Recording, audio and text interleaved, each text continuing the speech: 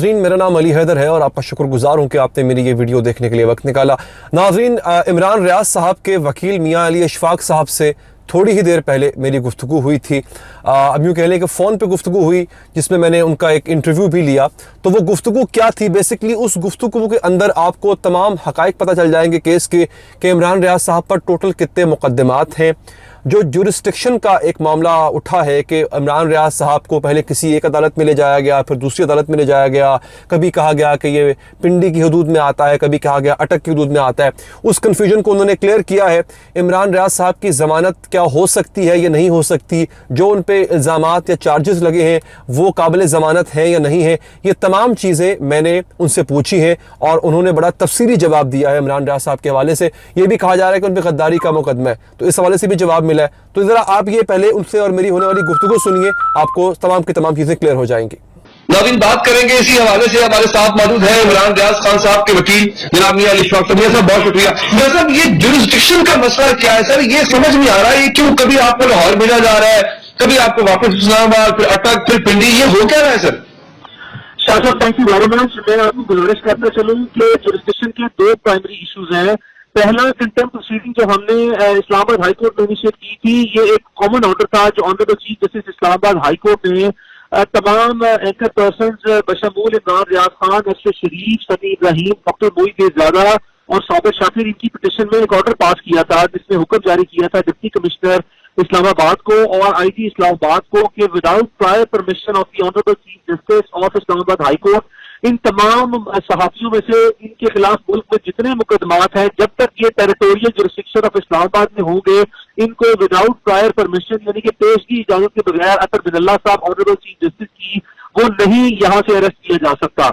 इस ऑर्डर पे जो सिंध गवर्नमेंट ने पहले पर्चे दिए या किसी की गवर्नमेंट ने दिए, उन्होंने मनोअन जो है इस ऑर्डर को इम्प्लीमेंट किया और इसका स्पिरिट यही था कि इनको अरेस्ट नहीं किया।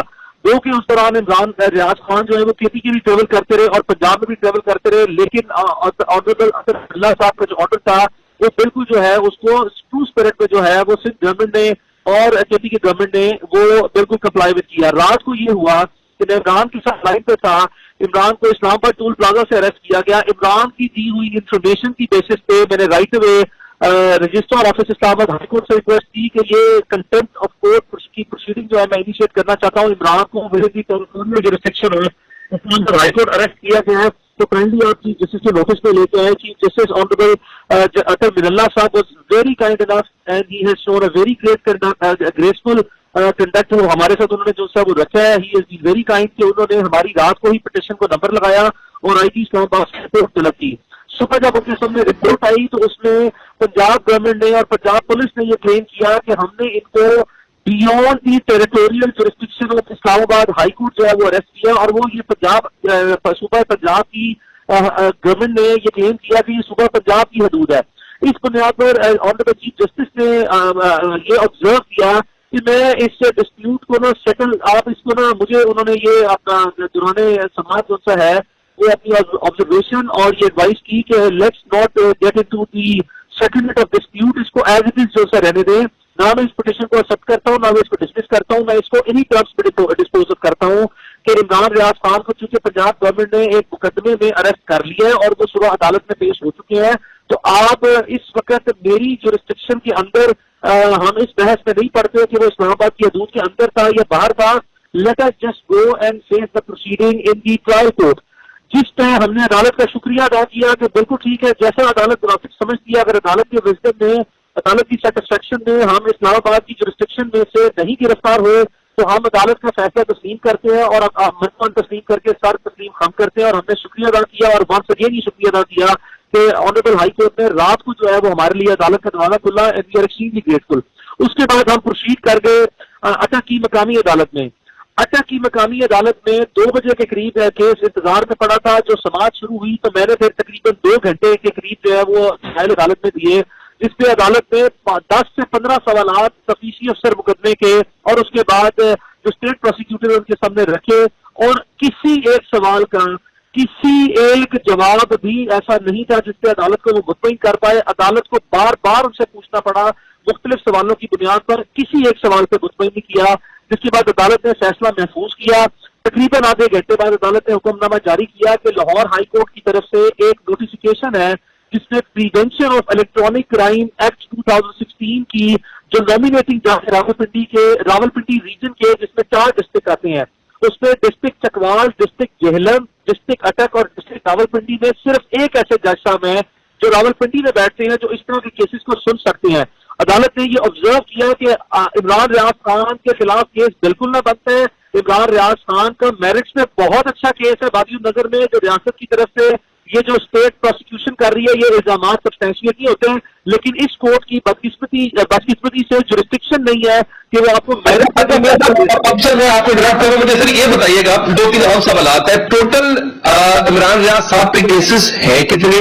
और ये भी खबर मिली कि चूंकि टेका ऑर्डिनेंस के तहत केसेस है तो जिस शिक के तहत ये केस बनाया गया वो शिक कालदम है। बहुत अच्छी बात की अली साहब, मैं आपको बताता चलूं कि इमरान रियाज खान के खिलाफ तकरीबन 1 महीना पहले 2 मुकदमा सिंध में दर्ज किए गए थे, डिस्ट्रिक्ट ठट्टा में और नवाबशाह में। एक मुकदमा केपी की गवर्नमेंट की तरफ से केपी के पुलिस ने दर्ज किया जिसको फौरी तौर पर बाकायदा खारिज कर दिया गया। अब तकरीबन 6 दिन पहले इमरान रियाज खान के खिलाफ 28 तारीख को मालूम हुआ कि 27 तारीख को एक ही दरखास्त पर एक ही सिमिलर नेचर की, जिसमें अल्फाज की तरतीब भी जो एक जैसी है और अल्फाज भी एक जैसे हैं, यानी कि किसी एक जगह पे एक मकान पे बैठ के ये एक तहरीर लिखी गई जिसको मुख्तलिफ आगे अपने जो लोग थे जिसको हम पसंद कहेंगे या जो है वो टाउक्स कहेंगे, प्रोफेशनल टाउक्स, जिन्होंने ओन मोशन कुछ ऐसे लोग भी हैं जिनसे ICNIC मिसयूज हुए हैं। पते पर्दा लोगों ने हमसे रब्ता किया है मुद्दईयान की तरफ से कि ये मुकदमा हमने दर्ज नहीं कराए, हमें पता भी नहीं है कि हमारे CNIC यूज करके ये मुकदमा दर्ज कराए जा रहे हैं। तो एक ही नोयत के बिल्कुल एक तहरीर पे 17 पर्चे जो सा है वो अदालत में मैंने पिटिशन फाइल की थी 1 जुलाई को। लाहौर में ऑनरेबल जस्टिस अली बासित नसवी साहब की कोर्ट में वो पिटिशन लगी। ऑनरेबल जज ने ये ऑर्डर किया IG पंजाब को कि इमरान रियाज खान के खिलाफ पंजाब भर में तमाम मुकदमात का रिकॉर्ड पेश किया जाए ताकि इमरान रियाज अदालतों से बेल के लिए रजू करें और इन मुकदमात का सामना करें, जिस पर 4 जुलाई को मंडे वाले दिन ऑनरेबल हाई कोर्ट में IG पंजाब की तरफ से एक रिपोर्ट पेश की गई है। रिपोर्ट मैं आपको सेंड कर दूंगा जिसमें 17 मुकदमात की लिस्ट दी गई है। अली साहब, इंतहाई बदकिस्मती की बात यह है कि स्टेट की मलेशियस प्रोसिक्यूशन की इंतहा ये है कि IG पंजाब में और ये जो RPO रावलपिंडी है इन्होंने अदालत में मिस रिप्रेजेंटेशन की है, मिस स्टेटमेंट की है। वो 17 केसेस की लिस्ट जो इन्होंने जमा कराई है उसमें ये मुकदमा शामिल ना था और ये 18वां मुकदमा है। ये 18वां मुकदमा है जिसमें इमरान रियाज खान को अदालत से हकायक छुपा भी गिरफ्तार किया गया जो अटक में दर्ज किया है। तो ये आज जब मैंने अदालत में कंटेम्प्ट ऑफ कोर्ट की लाहौर हाई कोर्ट में प्रोसीडिंग इनिशिएट की कि इन लोगों ने आपसे हकायक छुपाए हैं और ये मेलाफाइड है और ये डेलिबरेटली टीका ऑर्डिनेंस के तहत मुकदमा दर्ज है या इसमें कोई गद्दारी का मुकदमा भी है? अली साहब, मैं आपको गुजारिश करता चलूं कि ये जो गद्दारी का मुकदमा ये गद्दारी नहीं है। बुनियादी तौर पर ये इल्जाम होता है कि आपने पब्लिक इंसाइटमेंट कॉज की है स्टेट इंस्टीट्यूशन के अगेंस्ट, यानी कि आप अवाम को उकसा रहे हैं इदारों के खिलाफ। अली साहब, मैं आपको बताता चलूं कि पाकिस्तान आर्मी एक इंतहाई ऑनरेबल इंस्टीट्यूशन है। पाकिस्तान आर्मी के नाम को सवेरली मिसयूज किया जा रहा है। एक स्टेटमेंट नहीं है ISPR की तरफ से, कोई एक भी जो से रिप्रेजेंटेटिव नहीं है पाकिस्तान आर्मी का जिसने किसी भी फोरम पे ये कहा हो कि फौज के अंदर ये तासुर है कि इमरान रियाज खान के इख्तिलाफ राय को जो सा है वो फौज के पाकिस्तान के मुकद्दस इदारे को जो सा ये समझा जा रहा है कि फौज के अंदर जो सा है अवाम में बगावत करने की कोशिश हो रही है।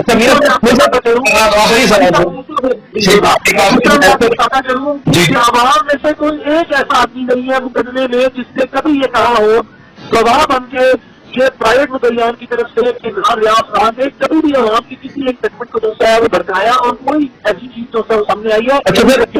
आखिरी सवाल करूं मेरा साहब, मुझे पता है आपके पास भी बहुत कम है मेरा साहब, इसकी क्या ये काबिल जमानत है? तमाम चार्जेस जमानत कब तक हो जाएगी?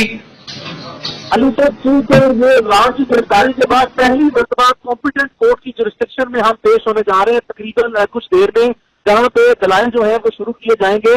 तो ये जो ऑफेंसेस लगाए गए हैं इसमें जो बेसिक ऑफेंस है ना, इसकी जो बेसिक ऑफेंस है that is called 505 subsection A and C।